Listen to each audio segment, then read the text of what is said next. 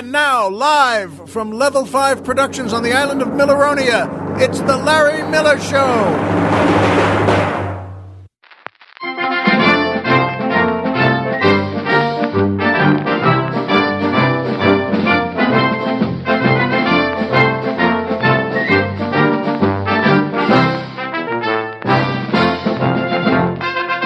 Good evening, Mr. and Mrs. America, and everyone who can't wait to see the World Series.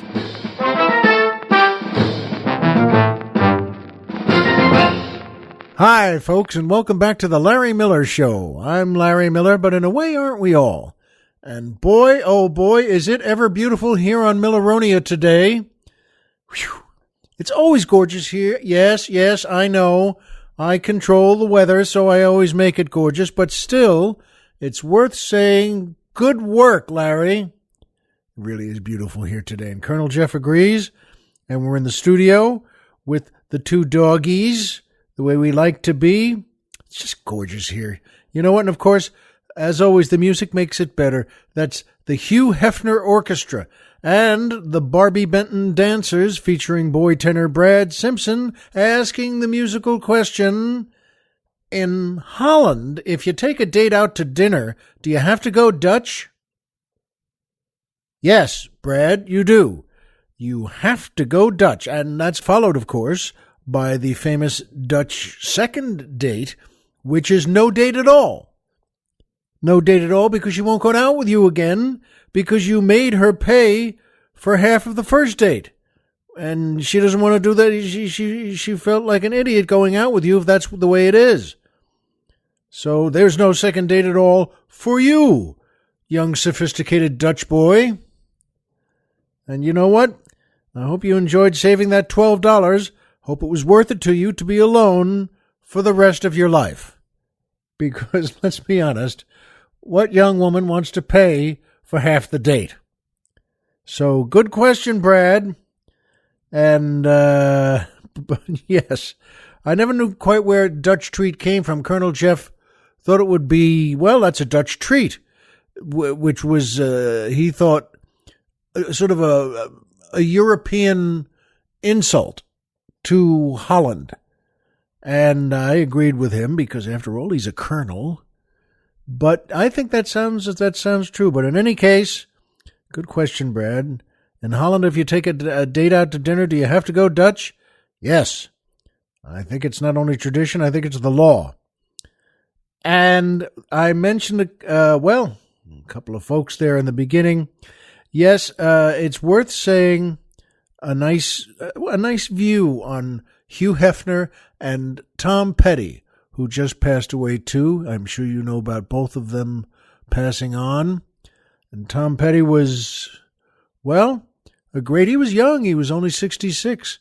And I told the colonel, by the way, that, you keep saying, wow, he was young. The closer you get to your actual age, if he's dying and it's not that far from your age, you're always prone to say, wow, he was young. But good work, Tom. People loved him, and he's got a lot of great music there. He, Tom Petty and the Heartbreakers, and Tom Petty and the Tom Pettys, and played with Dylan. So well done, Tom. God bless you. And it was worth it to say, it's worth to send a tip of the hat to Hugh Hefner.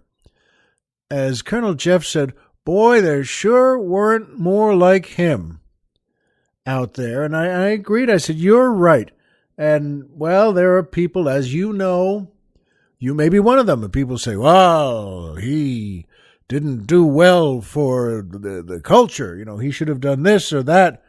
Well, I don't know. I don't think I agree with that. This is a fella, 91 years old, by the way, and that's a good run there, 91. God bless him, though. He was quite a fella, quite a character. He was married 3 times, I think it was, and but as you must know, unless you live in a cave, he had many. Let me just add one more, many girlfriends and women friends and friends and all. He had said once he had 11 out of 12 playmates that he would go out with. And I think it's fair to say the phrase "go out with" meant you can come on upstairs and we'll play some Monopoly on the giant satin-sheeted heart-shaped bed. I'm not making fun of that. I'm saying, get a load of this guy. He really did. He did something. You want to say, I think he's the kind of guy where even on his first meeting with God, even on Judgment Day, God would have to start the meeting by saying, well, get a load of you. You sure knew something, didn't you? And Hef would just have to shrug and smile and say, yes, I did. And you know what? I was at the Playboy Mansion here or rather on the mainland off of Sunset Boulevard. A couple of times when things were taped there, films and TV shows were often shot there. And one time I was invited to come over because there was a benefit show to perform there. And there were going to be a bunch of comics and a bunch of actors and a bunch of Playboy playmates there. And I know you're probably thinking, you could have started with that one. That's the reason to go. Well, that's frankly true. I and a couple of my friends, other comics, said, you get a call from your publicist or your manager who says, well, you got an invitation to go to the Playboy Mansion. And those two words, by the way, are strong enough. The Playboy Mansion. You're going to sit up and at least say, "Oh yeah, oh okay. What's the question?" You're not just going to say, "Forget it." So I asked, and my publicist told me that that's what it is. You can go there, and then it's all out back there, and that's a big out back. The backyard. I don't even know if the phrase backyard applies there. It's sort of like. One of those in the back of the House of Versailles there in France, where they play chess from 100 yards away with sheep, and they have to move the sheep around. It's fine, by the way. Anyway, any way you want to play chess is fine with me. But and they were there, and the Playboy bunnies, and I remember going with those friends of mine. Of course, we were going to go, and. Standing there, and we were going to perform too, and it was for a good cause. And although I can't remember what it is, any cause would have been good. And that's the truth of it. We were going to go, and we went. So if you then said, and was it for a good cause? I don't know. I might have known that day, but I really don't know. And I was saying to one of my friends, another comic, that. Oh, well, at least it'll be funny to watch all our friends, all the other comics trying to chat up the girls. Of course, I was one of them. I didn't know, by the way, I was going to be, but of course I was.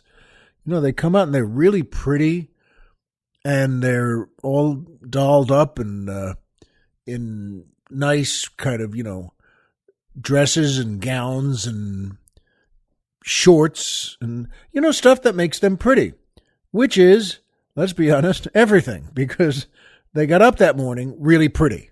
So whatever they put on, it's just going to make them really pretty. And one of them was, so they're walking around. So you find yourself there within 15 seconds just saying, "Hi, how are you?" "Well, hello." "Oh, hi, Larry." And they would know your name, which is very good work. Even if they didn't know your name or know who you were, that it's good work that someone says, okay, here are some of the comics who are going to be here. So it makes you feel, frankly, great to have a beautiful woman come up and go, "Hi, Larry." Whew. In fact, boy, I could just remember it now, just having said that. And they were very pretty, and I would say, "You know what? Hi, how are you?" And so it's a nice day. There's nothing to say. If you're not really good at chatting with women, and I'm not really good, no one's really good at chatting with gorgeous women. I know there are guys who can do that, but I'm not one of them. So you just stand there grinning and just saying, so inside, that staircase goes like right up, I guess, to a lot of the rooms. And I'm not trying to do anything, I'm not trying to pick anyone up. Well, you are, but I'm not. That's what was my big concern. I went to the restroom inside there about every 6 minutes for the entire afternoon because I just wanted to see the staircase again and to look down the hallways. I didn't go up the staircase. I'm stupid, but I'm not crazy, and then, although I think that's in the past, that's where all the fancy guys, all the show business guys went, I think. Up the stairs to one of the, well, I guess there are a lot of rooms there, and you could go to any one of them, and you were with someone. You were with one of the bunnies, and I may have to turn the air conditioning on here in the studio. Does it feel a little stuffy to you suddenly? At any rate, you know what? I thought Hugh Hefner was a fine fella, terrific guy, an interesting cat, and I don't know about you. I have no problem with that. He just look what he did. Did he change the culture? Yeah, I guess he did. Did he change the vocabulary and the way things were done? I guess he did. I had a girlfriend in New York in my comedy club days. And she was, oh boy, and we really liked each other. We really cared about each other. And she was a bunny in the New York club, the New York Playboy club. And that was quite a thing to be. And also, it was quite a thing for me because I could go pick her up after doing a show and she would be getting off in another, 15, 20 minutes and at the club there. And they did everything. They had the way to serve things, the bunny dip, that's what they called it. But everyone, I got along with everyone there, and they knew me. They knew that, well, he's Patty's boyfriend. And so I knew the guys at the door and coming in, hiya, Larry, oh, hiya, Cliff, or whatever the guy's name was, and then go in, and everyone would be, all the guys and all the bunnies would say, hi, good to see you. Patty's still out on the floor, or Patty's in the back, or Patty's changing, or whatever it is. But you really felt great because you weren't like one of the, Japanese businessmen at the table there who were just, doing the same thing you were doing, I guess. But it was wonderful to go pick someone up at the Playboy Club. I mean, that was pretty cool. And that's another thing we need to actually buy another air conditioner for the studio because just remembering these things. In any case, good luck and rest in peace to both of them. They really did a great job. And Hugh, I don't think we ever met, but I would sure consider myself a friend of yours for such a beautiful home. And clean, by the way, I just want to say, if you might wonder, well, wait a minute, was it clean? Clean from what? What's wrong with you? You mean cleaner than the White House off the Oval Office there? But yeah, it was. They kept it clean from all the other comics and actors who went up that staircase for 30 years. Well, I never did, but it was clean enough for me. I sure would have. If someone had said, if one of the bunnies had tapped me on the shoulder and said, would you like to see room G? The answer before the M in the word room, could just get, would you like to see room? Yes. Yes, please. Thank you. Yes, I would. Do you know where it is? Yes, I'm coming with you. Boy. Terrific. Very nice to know you. Anyway, thanks, Tom Petty, and thank you, Hugh Hefner. And by PayPal. That's right. Speaking of great organizations, Am I going to compare everything to the Playboy Mansion today? Why, it's just like a fantastic charity. All right, maybe it is. But PayPal, boy, oh boy, makes you feel like you're saving the world every time you work with them. And so please do know that if you enjoy my show, and why wouldn't you? And you'd like to send a few bucks to help out, and why wouldn't you? You can do it through PayPal. And the way to do that is to go to our website, LarryMillerPodcast.com. Who's on the Mountain? Tom Mix.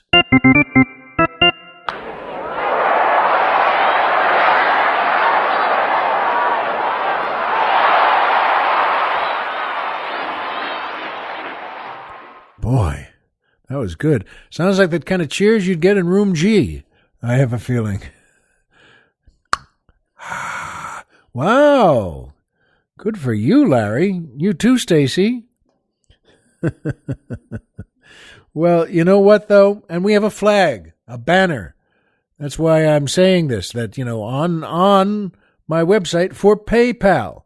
So go to the website and click the banner that says PayPal, and you can do anything. Oh, boy. And I have a preference. Instead of saying, I don't like to say donate to people or pay what you like. I like to say buy us some drinks.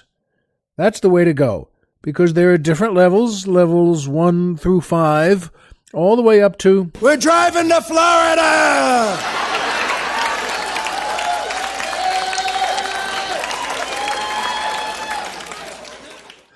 Boy, I think I just realized that guy screaming yes with that huge round of applause, I think that might have been room H. And so the second time you go, well, it means a lot, though, folks, to us. Look for the PayPal banner on our website. And every little bit helps us keep the old leg lamp lit, and we like doing that. And thank you to everyone who has contributed already. And thank you to all of you who are just about to contribute because you've been really convinced and talked into it, and you say, you know what, let me go there. And who knows, maybe you'll see room I. Or H, even, if you're really a fancy guy. And that's the place to go, LarryMillerPodcast.com. Who's on the Mountain? Tom Mix.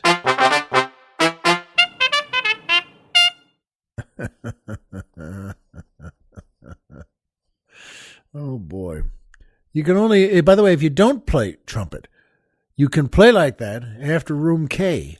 That's I shouldn't say that to everyone, but I just did. But you know what? They don't like that news to get out too much because they don't want. What happens in each room after that is it's a little nuts. I mean, it's really, it's crazy. K and LMN. P, and room P is in a way the first one because you can actually pee. They have a bathroom in there. And isn't that something? Thank you again, Hugh. And that brings me to my favorite part of the show, the joke of the week. Yes, the joke of the week. And, there's a woman with 2 dogs, and she's not married. She's in her 20s, and she's got 2 dogs in her house there. And these dogs go at it whenever they want to. That's just the way it is.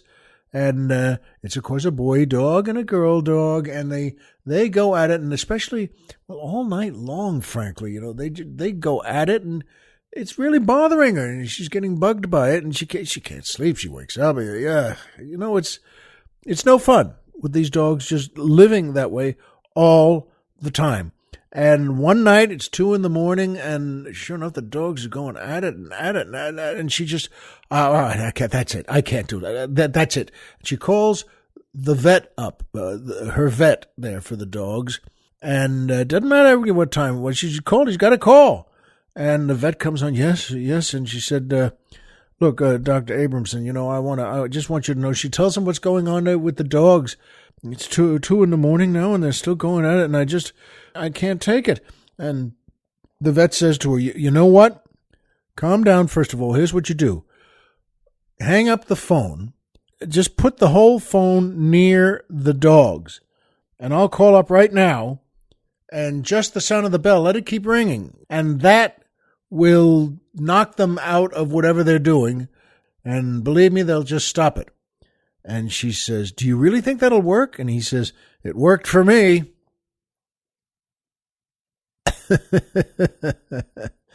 I got a kick out of that, and so did Colonel Jeff. Oh, you mean when I called you? Now at 2 a.m? Yes. That's exactly what happened. The phone rang, and you woke me up. Anyway, that's a good one. I hope you like that. Pass it on to your friends and loved ones, and I'll bet they chuckle too.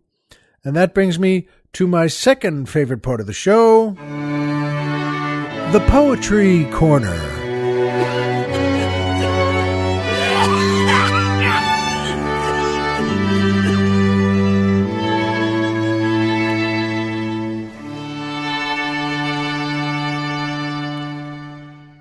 Ah, yes. And that guy's cough, by the way, came from room L. A lot of people, well, again, I can tell you these things now, and it's in honor of the man who made that place. Anyway, this is a beautiful poem by the great Samuel Taylor Coleridge. And he also wrote the very famous Rhyme of the Ancient Mariner. He lived from 1772 to 1834. He was a British poet, became close with Wordsworth, in fact, William Wordsworth. And he lived with their family for a while and fell in love with Wordsworth's future sister-in-law.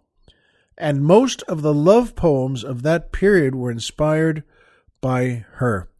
Coleridge was quite a fellow. And this one is called Imitated from Ossian by Samuel Taylor Coleridge. The stream with languid murmur creeps in Lumen's flowery vale. Beneath the dew the lily weeps, slow waving to the gale. Cease, restless gale, it seems to say, nor wake me with thy sighing.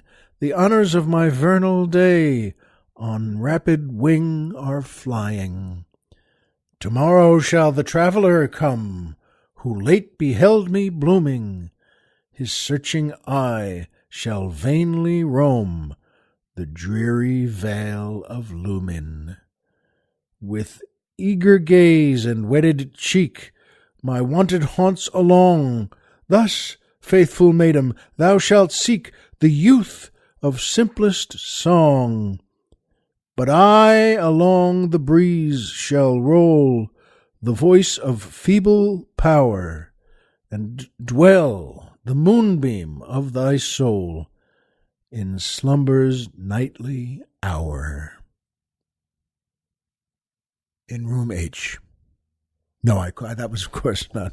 I just added that to be silly. That wasn't Coleridge's way. He probably didn't go to a lot of the mansions like that in his day. In any case, I hope you like that. It's a beautiful poem, and Coleridge is quite a guy. And room H, yowzer. I don't even know what that means. In any case, that brings me to my third favorite part of the show. MMM, the Magic Movie Moment.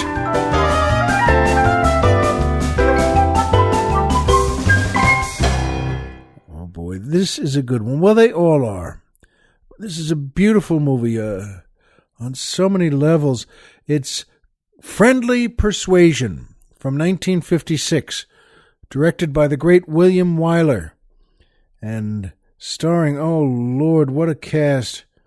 Gary Cooper, Dorothy McGuire, Marjorie Main, who I'm going to talk about today, Anthony Perkins, so many great actors in this thing.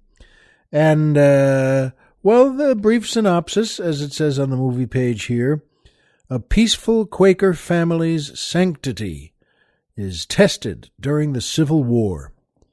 It's a wonderful movie, folks, and on so many levels, in drama, in spirit, in faith, and in comedy. There's a lot that's funny in this movie, too, and I love it very much.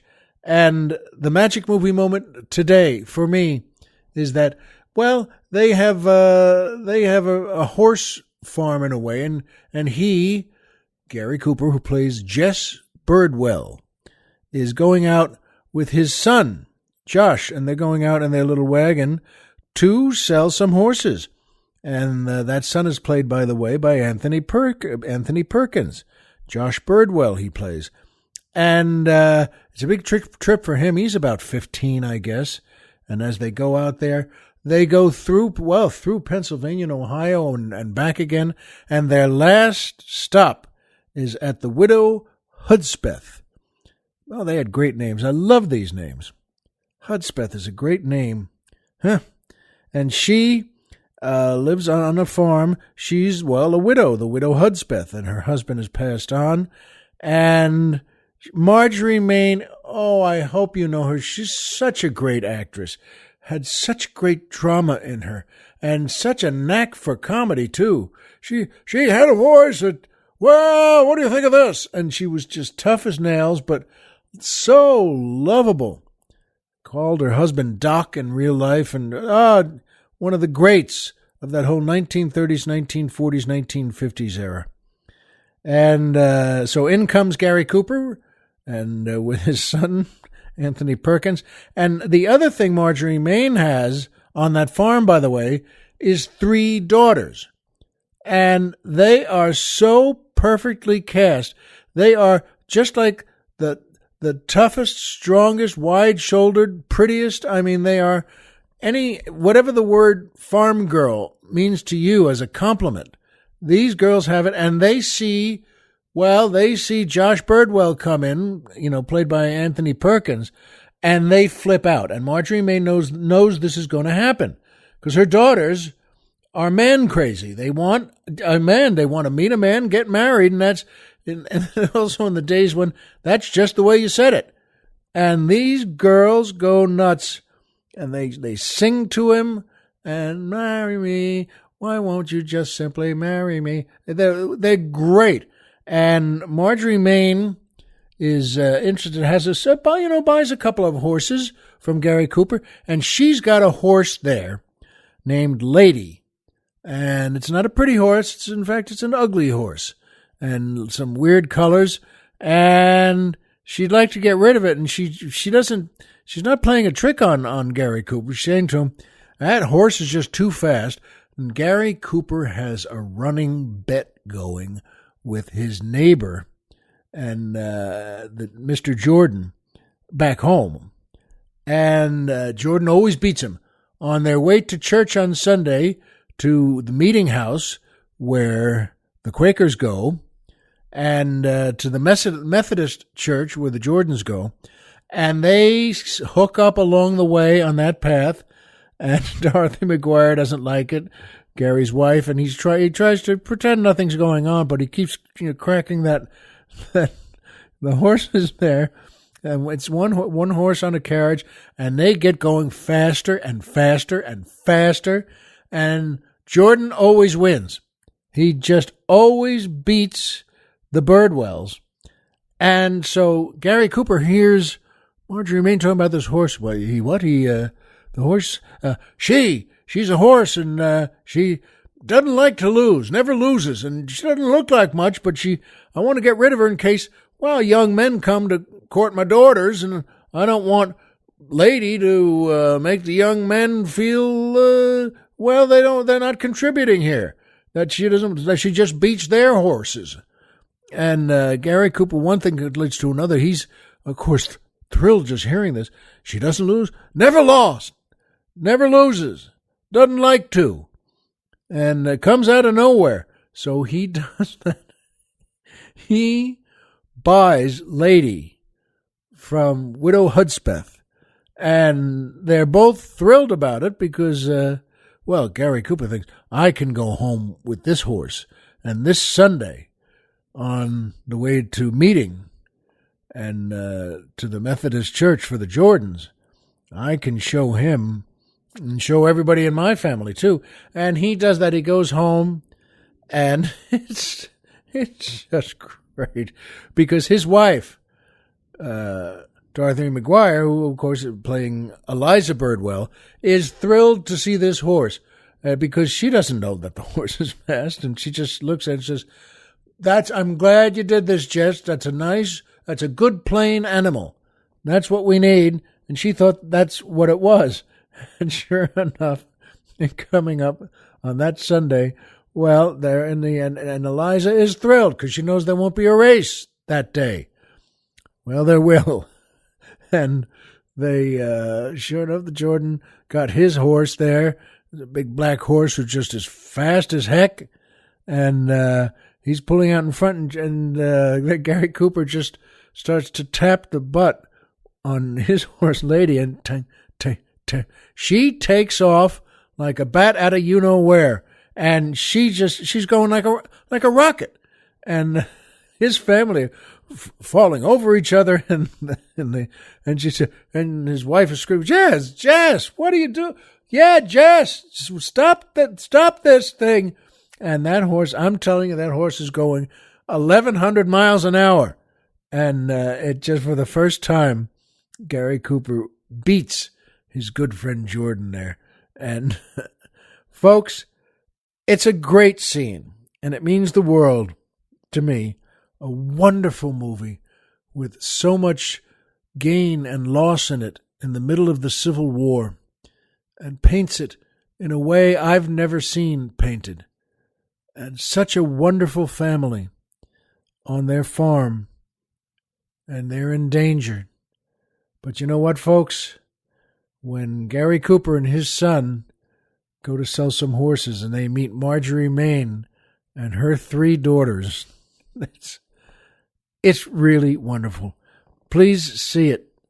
And, I think you're going to feel the same way I do.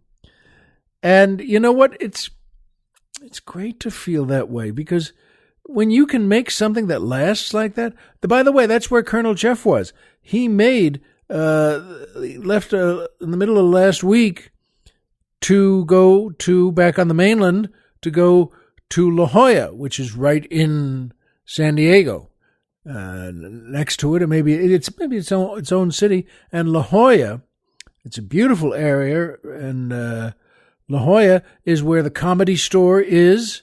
They have a club down there, and so does the Improv. And I worked both of those places many times. And it's been a while when I knew he was going to record there, and they put him in charge of all the recording, everything, running the whole sound system, running the whole tape system, running it. And their sound man was terrific. As Colonel Jeff said, it was a treat to have him along, because he was, Lou is his name. And Jeff said he knew everything about recording and about that room and how to get the best sound in that room. And they did a great job there. And yes, I've been so congratulations to Colonel Jeff. Yes, I've been there many times. I have a couple of good stories about the Comedy Store, in fact, because the Comedy Store had a condo for the comics. And in those days, when you're a young you're a young comic, and you're thrilled to stay there. You don't have to pay for a hotel, and it's free for you, and it's a 2-bedroom condo in a nice complex of condos, and you really you don't notice that it's a little rundown. I mean, because every comic in the world has stayed there, and what they do there, I think the phrase "God only knows" applies. But that's the way it goes. That's life. That's life in comedy. And in fact, I met a young woman from the audience there one night, and I'm serious. I never knew exactly what to say. We went back to the comedy condo. Now, I must have asked her, or she asked me. I don't recall anything like that. And she more or less, well, more just led me by the hand into the condo. And I'd already been there a night or two, and now she led me into the main bedroom where I was staying. It's a big room too, and well, it was, what happened in the next 11 and a half minutes is not your business, but it was, I thought it was terrific, which was okay with me, and explains a lot of why. Well, it might not have been the cleanest place around there, but in any case, well, that was terrific. That was, again, comedy. But my favorite memory is there. I was working with Andrew Dice Clay, and he and I were always friends. We always got along well. And we got back to the condo one night after our shows at the Comedy Store, same place. And we decided, I want to watch some TV. And that's right, we had gotten a 6-pack or 2 of beer. And we were just lying on the floor, big, thick blue carpeting, which hides a lot, apparently.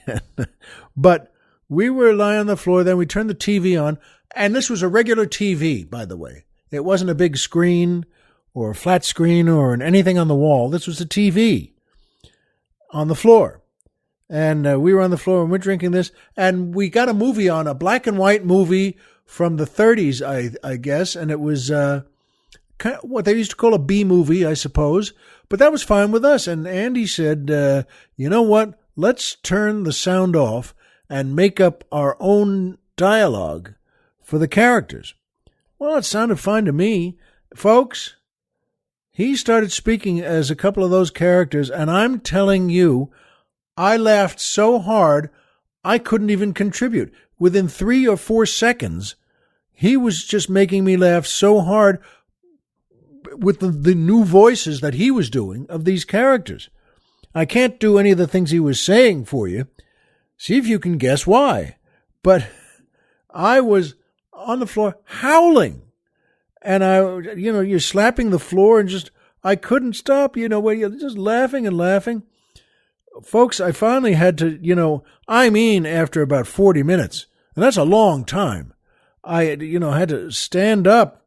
And we weren't drunk. I wasn't drunk or anything. I just stand up to go and leave the room for a second just to catch my breath from laughing so hard.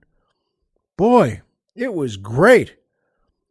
Now, so the next time, by the way, you happen to run into Andy Clay, and he says, hey, you want to come up to the hotel room where I'm staying, and we can put funny voices onto a movie after we turn the sound off? Say yes, because you won't. There's nothing to worry about, and you'll laugh so hard, too, that you'll do the same thing I did, although I bet you'll be a lot prettier. And in any case, I also remembered that at the Improv there, they put me up. They used to put you up at a nice hotel in San Diego, and you'd have your car. It's one of the reasons we used to love these jobs so much, because you could just throw things in a bag and put the bag in the trunk. And for us as comics, it was great. You don't have to go to the airport. You don't have to check a bag. You just throw it in the trunk. You don't even have to zip it shut. And I went to this hotel, and one of those nights I was there because I'd drive myself to the Improv from the hotel for the show. And I turned on the Dodgers network because it was during the World Series. And a fella came up named Kirk Gibson. And I bet you know what happened then. And that was the night. His leg was hurt. He was limping. The Dodgers were down, and he was in the locker room, not on the bench. He couldn't walk, and he knew they were down, and he was such a great baseball player and such a tough customer. He sent word to Tommy Lasorda on the bench that, what was that, the 8th inning or the 9th inning? I can't remember. He said, tell Tommy I can do it. I can come out and I can hit. And they went nuts. They just, whoa, and they wanted to keep that secret. They didn't want anyone to see anything. And sure enough, there comes, as you know, Kirk Gibson limping out of that dugout and up to the plate, and he hits, well, one of the most famous home runs of all time. And I was in the car listening to that. As I was driving to the Improv. Funny. It was the first car I bought out here, in fact, and it was a 1963 Chevy Impala, 4-door hardtop that I had gotten for $600, in fact. I went down there with Leno to this old woman's house, and she was very sweet. Classic little old lady from Pasadena. But you know what, folks? I was in that car just alone and driving to the Improv, and Gibson hit that home run, and I pulled over on a street there in just a regular city street in San Diego. There was no one around, really. It was just, well, late. It was about time to go to a show. It was about 7:30, I guess. At any rate, I just sat there with my mouth open because it was such a great moment. And Vin Scully, who is not announcing anymore, of course, for the Dodgers, and, well, so many people love him, just first and last. And he always did something I liked, which was he wouldn't overtalk a moment in baseball. He told you what happened, and you hear that, and holy mackerel. And that's why I pulled over with my mouth open, because you know what happened. And he tells you what it is, and he announces it, and then he just stops talking, and you just listen. He lets the cheers of the crowd take you the rest of the way. And I will never forget being pulled over at a curb in downtown San Diego with my mouth open, just thinking, holy mackerel, what do you know about that? That was quite a home run, folks. I'm glad. Then after that, I shook my head and just let the crowd take me the rest of the way, which was over to the Improv in La Jolla also, and had a great show, if I recall correctly. But boy, folks, you know what? It's good to feel that way. My wife and I are leaving. Well, we're on Milleronia now, but we're going to see our son, who's in college, in his first regatta. What is a regatta? That's what I asked, and that's what Colonel Jeff asked, too. I'd heard the word, but I didn't know what it was, and so I actually looked it up this morning on the internet. It says it's a series of races for yachts and rowboats. And in this case, it's my son because he's a sculler now. He's rowing crew at that university, and he's never done that before. And in the first week he was there, they sent word out that, well, he's a great athlete, God bless him. They sent word out that they are going to have tryouts for crew. And he never did that, and went and did it, and he made the team. And we're very proud of him, and he was very proud. And so we're going, and they have, of course, different levels. They have the top level at the school with seniors, and they have the first level is the one he's on, which is for novices, and but that's full crew. I mean, they're running it, and they rehearse and practice every morning for 2 hours out there. And you know what? Colonel Jeff had pointed out, by the way, that crew boats and races are like Formula One car races, where even the smallest aerodynamic change on that car, as I'm sure you know, even the tiniest thing can make a huge difference on the way the air moves around the car. Every single angle and shape on the crew boats the same way. It makes a huge difference. How deep the oars go, and the flat cut where they pull the oars back to the starting point as it goes through the air. And that's why if you've ever seen a crew running, and that's why it's at a regatta. So that's what we're going for, and that's why those scullers, they after that race, they put a lot out there, and they are exhausted. And oh boy, you know what? It means the world to us, folks. Now we're going to go there. We're going to have a fine weekend. It's also Parents' Weekend, which we were advised by everyone not to attend. Everyone there, when we took him up to school, he had heard also, and the bartender at the hotel we were staying at was telling us, I don't know how we happened to be talking to the bartender, by the way. That's just, we're friendly people. What's the matter? We can't talk to a bartender as we're walking by or sitting there for 2 hours, either way. But he went to school there also, and he said, you know what? Don't go to a Parents' Weekend because everyone comes there. It's jam-packed. No one has a hotel room free. The prices triple for everything. And he's right, but my wife, God bless her, got us a hotel room. May not be the nicest one in the world, but that's all right. We're happy to be going. We're going to a regatta, and we're going to see our son, road crew, be a sculler. And I think those are the right words, by the way. Write in if it's something different. You idiot, they don't become scullers. In any case, I know it now, and so do you, but we know the same things anyway. That Homer is Homer, and Pluto is a planet. So remember, folks, as always, if you got out of bed today and had a job to go to and a house to come back to and someone there who cares about you, folks, the game's over and you've won. Be well, and we'll see you next time, and I'll tell you all about the regatta.